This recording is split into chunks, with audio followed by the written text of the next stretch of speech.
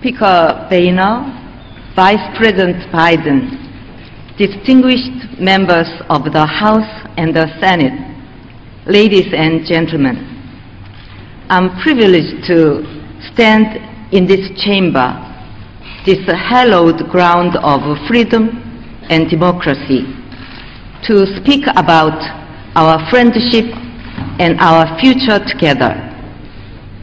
After I arrived in Washington the day before yesterday, I went to the Korean War Memorial near the banks of the Potomac. I read the words etched in granite. Our nation honors her sons and daughters who answer the call to defend a country they never knew and a people they never met. Time and again, I'm moved when I read those familiar words.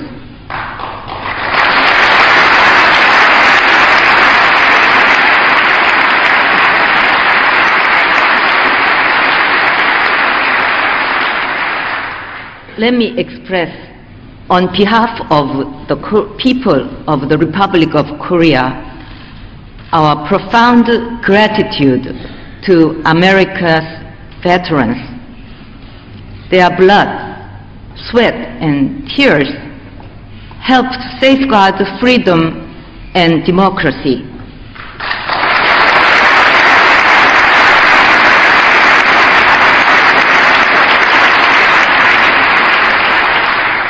I also offer my heartfelt appreciation to 4 men in particular.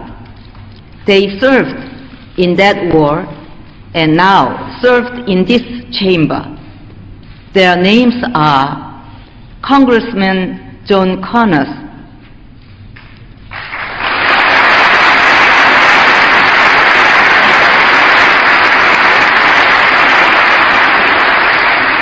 Charles Rangel,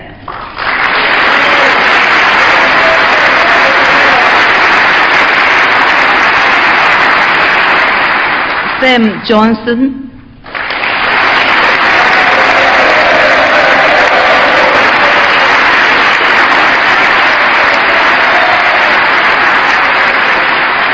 and Howard Coble.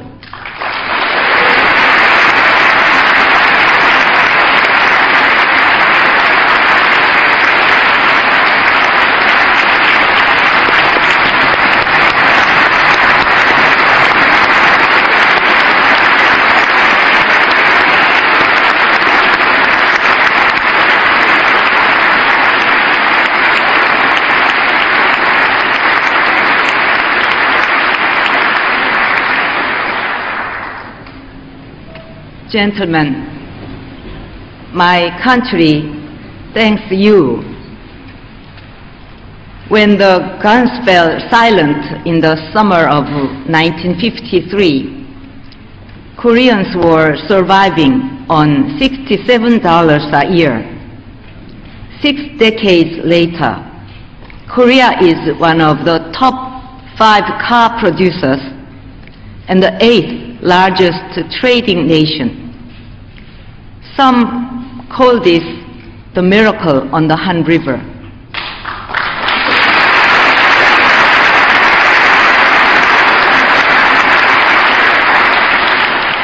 But for those of us in Korea, it was anything but a miracle.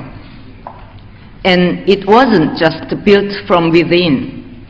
Koreans worked tirelessly in the mines of Germany, in the jungles of Vietnam, in the desert of the Middle East.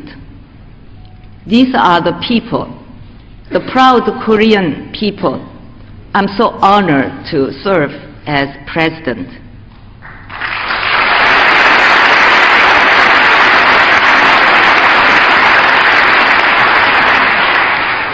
They are the ones that made Korea what it is today. Together, we will write a sequel to that story, a second miracle on the Han River. This time, it will be written with a revived economy, with a people that are happy, with a flourishing culture, and on a pathway to a reunified peninsula.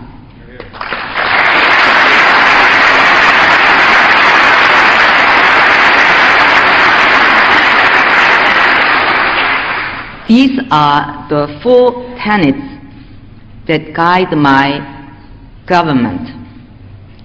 We also know that we didn't come this far on our own. Along our journey, we have been aided by great friends, and among them, the United States is second to none.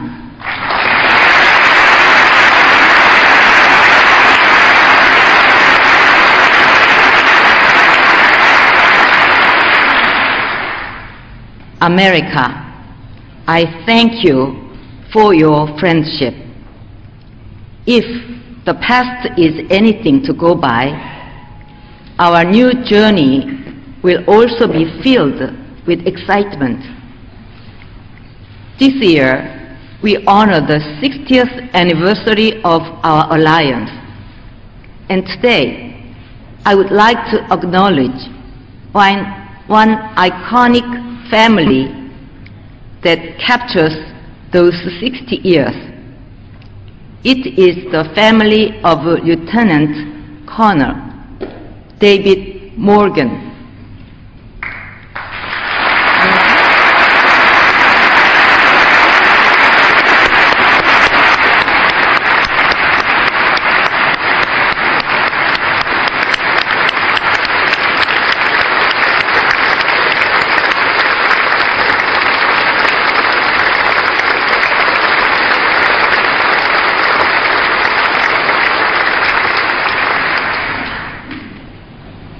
Colonel Morgan's grandfather, the late Warren Morgan, fought in the Korean War. The senior Morgan was a commander in the U.S. Naval Reserve. His father, John Morgan, also served in the Korean War. He was a battery commander of the 2013th Field Artillery.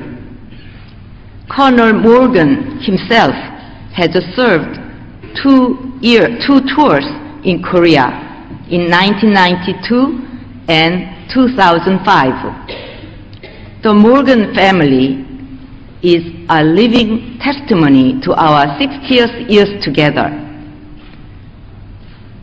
3 generations of Americans helping to safeguard Korea.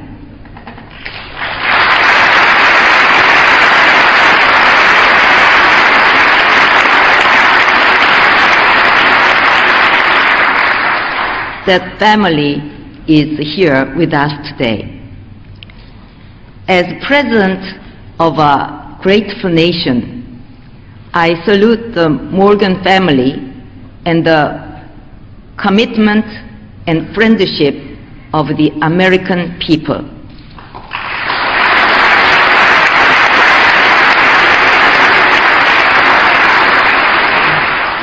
Looking forward, our precious alliance is setting its sights on a better world, a brighter future, bound by trust, guided by shared values. We are cooperating across and beyond our own boundaries. Korea has stood by the United States in Iraq and Afghanistan. Together, we supported peace building and constructions in those nations. Following was the Washington Conference in 2010. Seoul hosted the second Nuclear Security Summit last year. There, we reaffirmed our commitment to the vision of a world without nuclear weapons.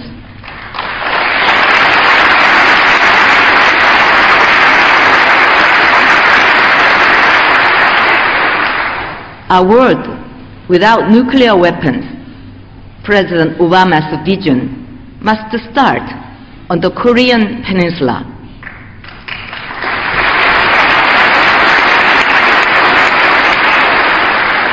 For the peninsula is home to the only divided nation state and directly face the threat of nuclear weapons. It is an ideal testbed for a future free of nuclear arms. If we can pull it off on the Korean Peninsula, then we can pull it off anywhere else.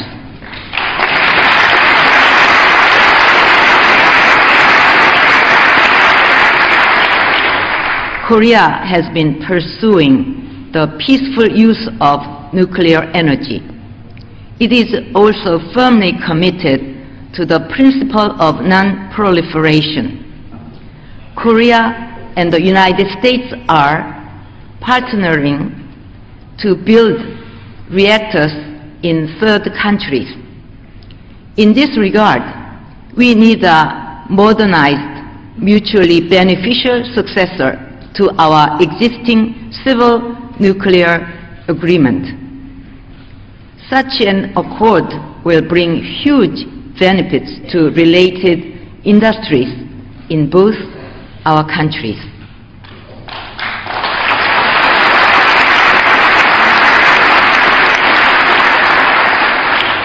Our partnership also extends to development assistance. The United States and Korea send the largest numbers of aid volunteers abroad. We will work side by side to help lower-income countries.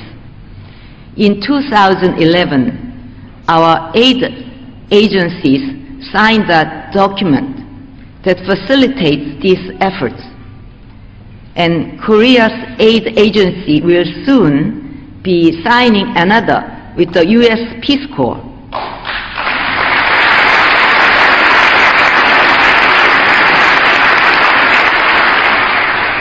In March of last year, the Korea-U.S.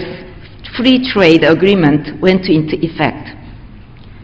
The agreement adds an economic pillar to our alliance. It has moved us closer to a comprehensive and strategic alliance. We can do even more if the bill on visa quotas for Korean professionals is passed in this Congress. Both our economies will benefit, for it would help create many more jobs.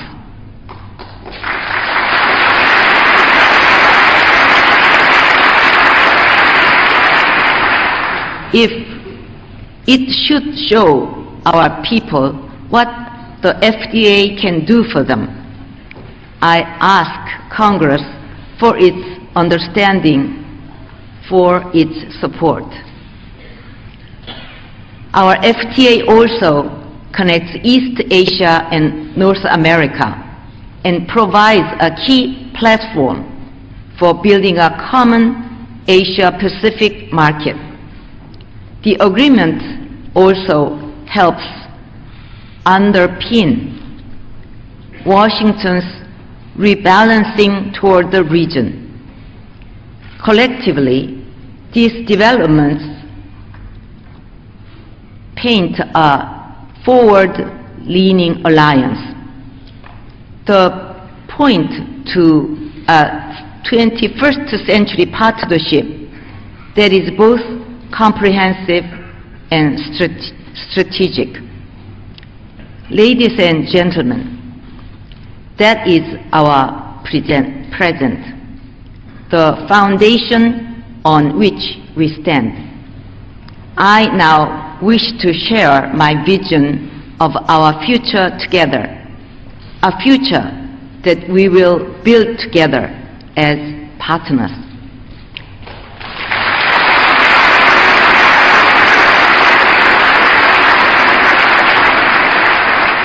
Following our meeting yesterday, President Obama and I adopted a joint declaration building on the extraordinary accomplishments of the last 60 years.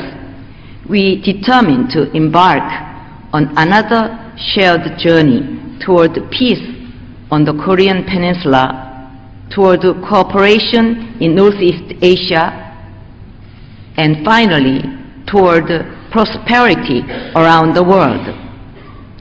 It is my hope that as we make this journey, our partnership will be guided by a three-part vision. The first is to lay groundwork for enduring peace on the Korean Peninsula and over time for reunification.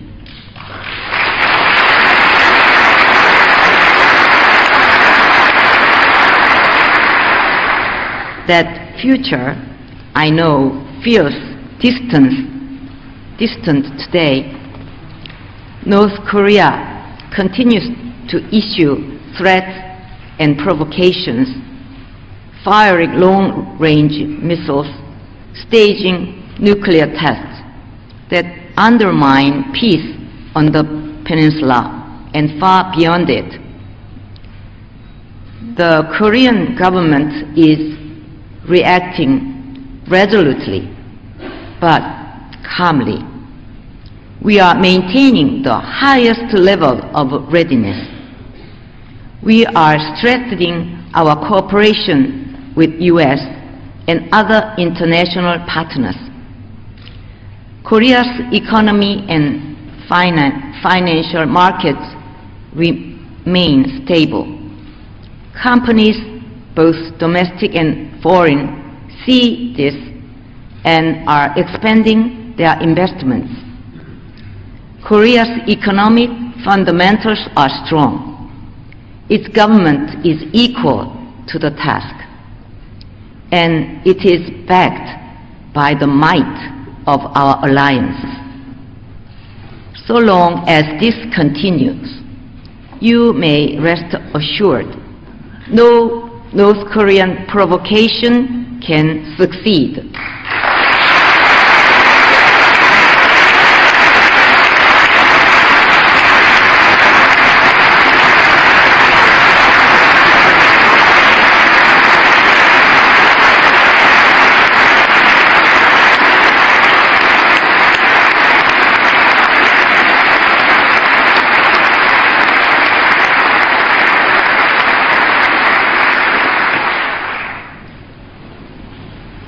I will remain steadfast in pushing forward a process of trust building on the Korean Peninsula.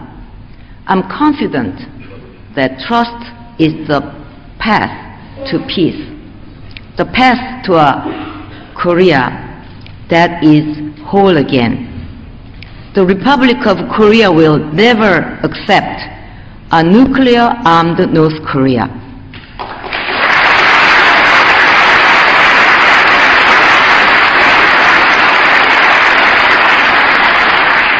Pyongyang's provocations will be met decisively.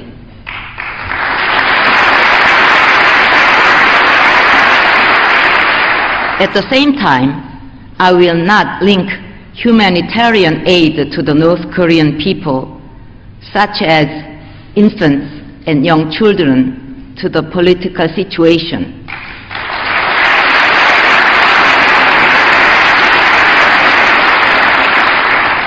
And with the trust that gradually builds up through exchange, through cooperation, we will cement the grounds for durable peace and eventually peaceful reunification.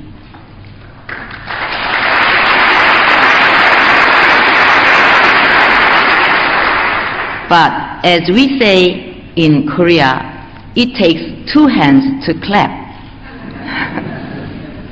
Trust is not something that can be imposed on another. The pattern is all too familiar and badly misguided. North Korea provokes a crisis the international community imposes a certain period of sanctions. Later, it tries to patch things up by offering concessions and rewards. Meanwhile, Pyongyang uses that time to advance its nuclear capabilities, and uncertainty prevails. It is time to put an end to this vicious circle.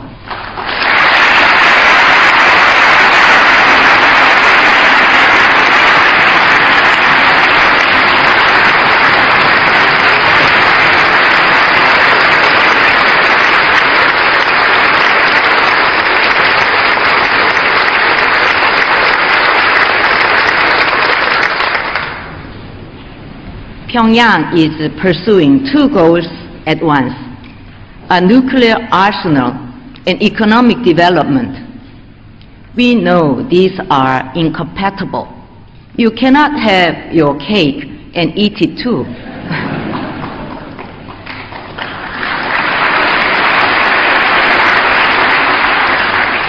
The leadership in Pyongyang must make no mistake. Security does not come from nuclear weapons. Security comes when the lives of its people are improved. It comes when people are free to pursue their happiness.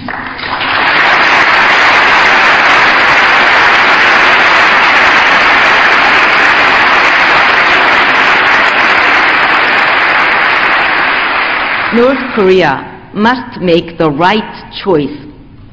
It must walk the path to becoming a responsible member in the community of nations.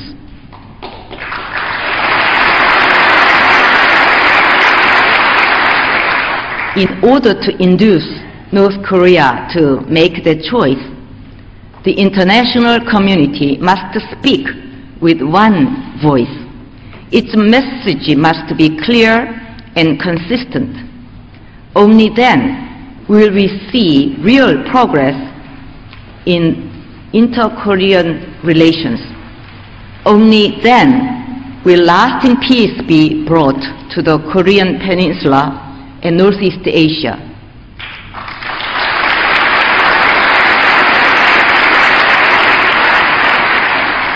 "60 years ago, a stretch of earth bisecting the Korean Peninsula was cleared of arms. Today, that demilitarized zone drawn to prevent armed collision is the most militarized place on the planet. And the standoff around the DMZ has the potential to endanger global peace. We must defuse that danger, not just South and North Korea.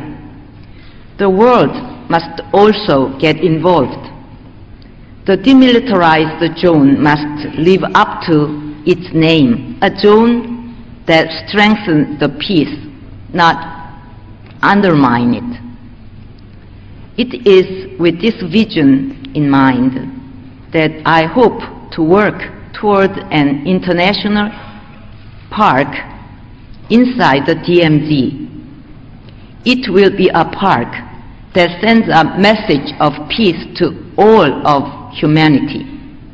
This could be pursued in parallel with my trust-building process. There, I believe, we can start to grow peace, to grow trust. It would be a zone of peace, bringing together not just the Koreans separated by military lines, but also the citizens of the world. I call on America and the global community to join us in seeking the promise of a new day.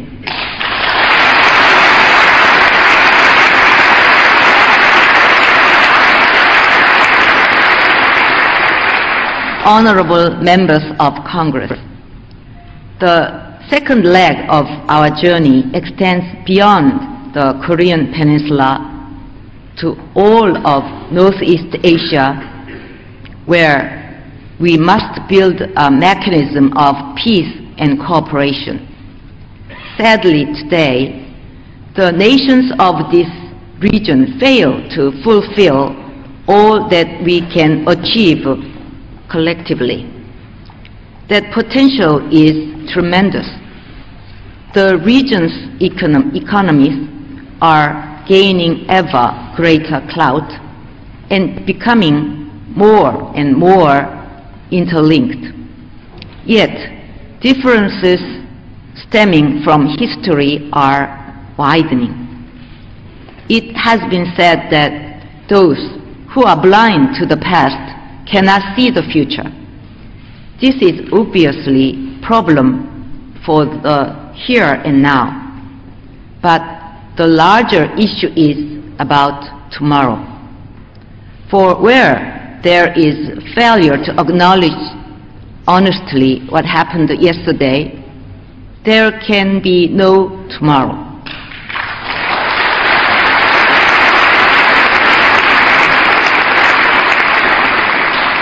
Asia suffers from what I call Asia's paradox. The disconnect between growing economic interdependence on the one hand and backward political security cooperation on the other. How we manage this paradox, this will determine the shape of a new order in Asia. Together, we must meet these challenges, and so I propose an initiative for peace and cooperation in Northeast Asia. We cannot afford to put it off. A multilateral dialogue process in Northeast Asia. Together, the United States and other Northeast Asian partners could start with softer issues. These include environmental issues and disaster relief. They include nuclear safety and counterterrorism. Thus, will be built through this process, and that trust will propel us to expand the horizons of our cooperation.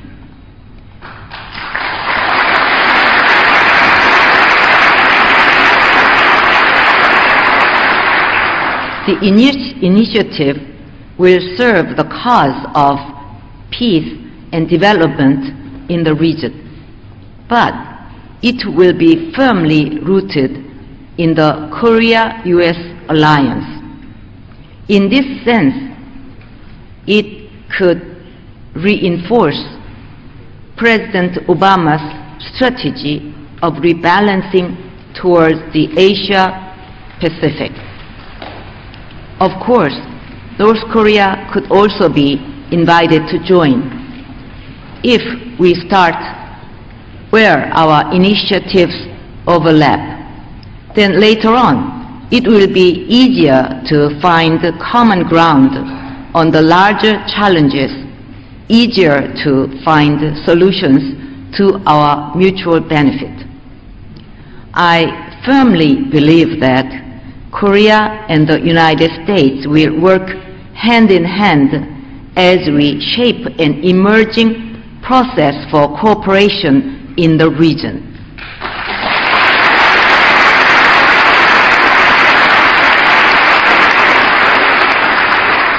The third and final leg of our journey extends even further beyond the peninsula, beyond Northeast Asia, to the rest of the world. It is a contribute to happiness, the happiness of Koreans on both halves of the peninsula, the happiness of all humanity. It is a vision I also advanced at my inauguration.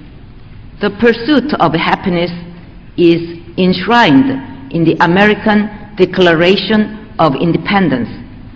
It also occupies a special place in the Korean Constitution. I have long believed that our alliance should aim far, that it should ultimately seek a happier world. Guided by this spirit, we stood side by side in the frontiers of peace and freedom. Infused by this spirit, we are expanding cooperation on global issues like counterterrorism, nuclear non-proliferation, and the global financial crisis. Our efforts will not stop there. Together, we will help spearhead the universal values of freedom, human rights, and the rule of law.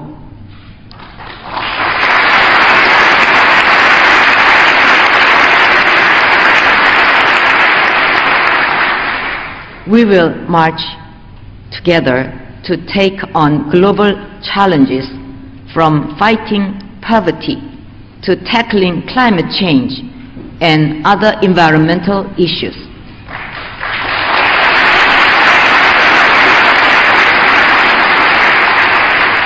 Members of the House and the Senate, our journey since the Korean War has been led by a specific mission to respond to their threats and provocations from the North, and to defend freedom and peace on the Korean Peninsula. Today, our alliance is called upon to go beyond that, beyond just the defense of freedom and peace. We are called upon to step forward on a new journey, a journey toward a Korea that is at peace, that is happy, and that is made whole.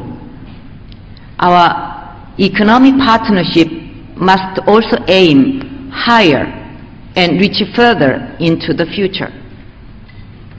President Obama has outlined the Startup America initiative. Together with my strategy for a creative economy, we can advance toward a common goal to help channel the innovative ideas, the passion, and the drive of our youth toward brighter future.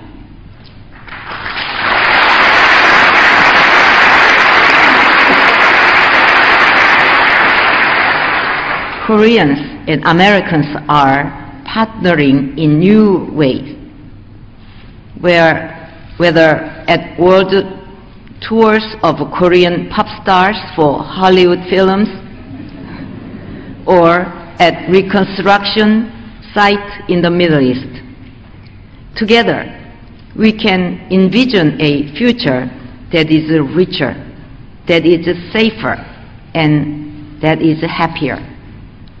Our chorus of freedom and peace, of future and hope, has not ceased to resonate over the last 60 years and will not cease to go on. Thank you very much.